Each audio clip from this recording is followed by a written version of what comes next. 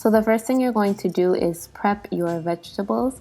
You're going to take your half an onion and you're going to chop it, and then you're going to also chop up the cilantro.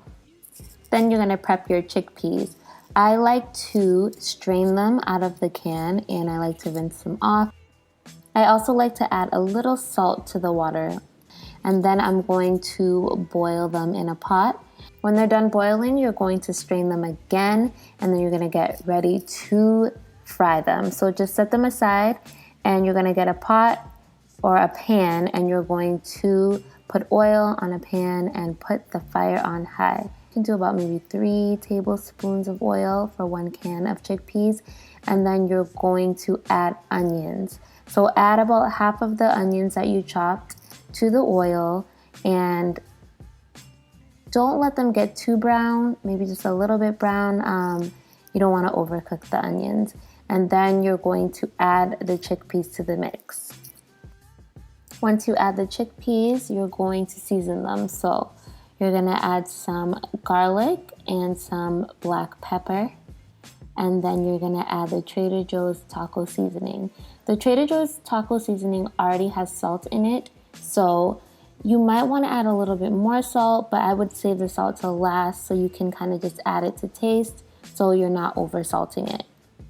I like them to be a little bit crispy and soft in the middle, so the outer shell gets a little bit crispy when you fry them, and then they're soft in the middle. When the chickpeas are done, you're going to turn the fire off and set them aside, and now you're going to make your topping. So for your topping, you want to start with 1 avocado, and you want to just dice it up and add it into a bowl. Then you're going to dice up some tomatoes. It can be any kind of tomatoes that you like, and you're going to throw those into the bowl too.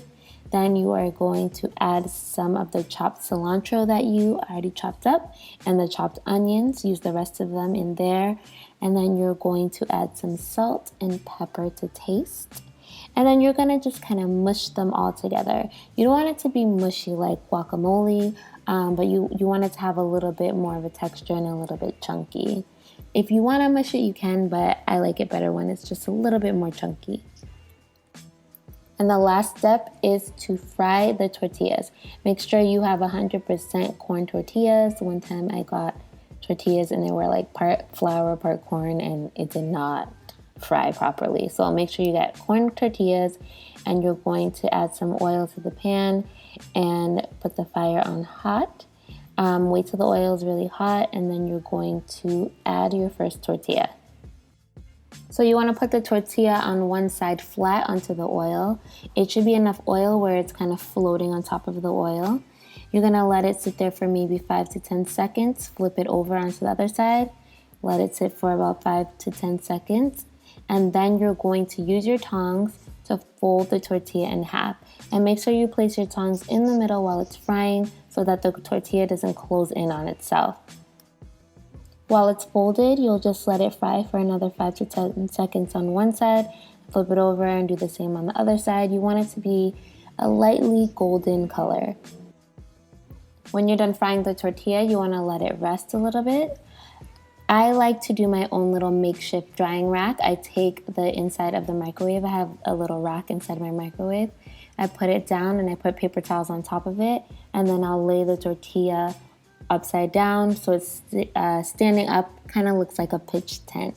And that way you kind of let the oil drain so the tortilla stays nice and crispy. And when the tortillas are done, you are going to make your tacos. So you're just going to add the chickpeas to the bottom of the shell, put your topping on top. You can sprinkle a little cilantro on the top, and that is it. It's a super simple, easy recipe, and I love it. It's kind of my go-to when I don't really have anything else to eat. It's fairly healthy, and it's a great dish for if you're vegan or if you're like me and you like to eat vegan on most days. Alright, give it a thumbs up if you like this video, share it with your friends, and don't forget to subscribe. I hope you try this recipe, I hope you love it, and I'll see you guys next time.